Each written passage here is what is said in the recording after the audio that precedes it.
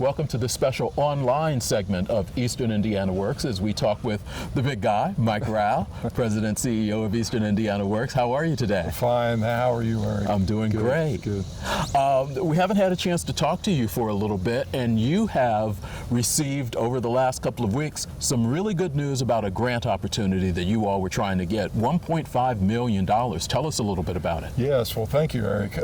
We were thrilled to receive a grant from the Department of Labor that pertains to specifically opioid addictions and the fight against those addictions by transitioning people from a state of addiction into full-time employment. So we'll work with area providers on the recovery side and with employers in the region to ensure that those individuals who are in the process of recovering from addictions can transition into full-time employment and flourish. One of the things that we've talked about on the show are all of the opportunities and all of the tools that you all have working with employers as you try to connect employers with potential employees.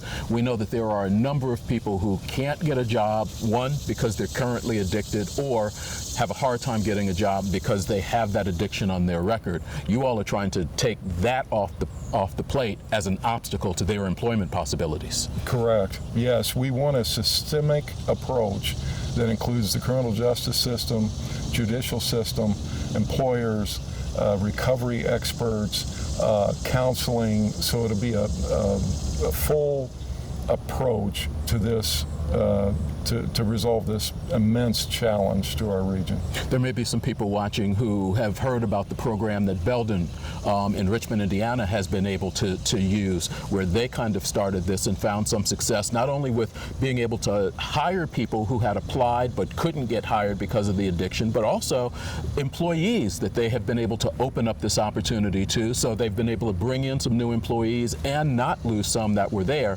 I think the model is somewhat like what they've started. Very similar. We met with Belden extensively with Doug Brennicky and his team at Belden and learned a lot about what they're doing there, and they're doing great work there. So we want to, in a sense, replicate that and bring it to a regional level for all employers.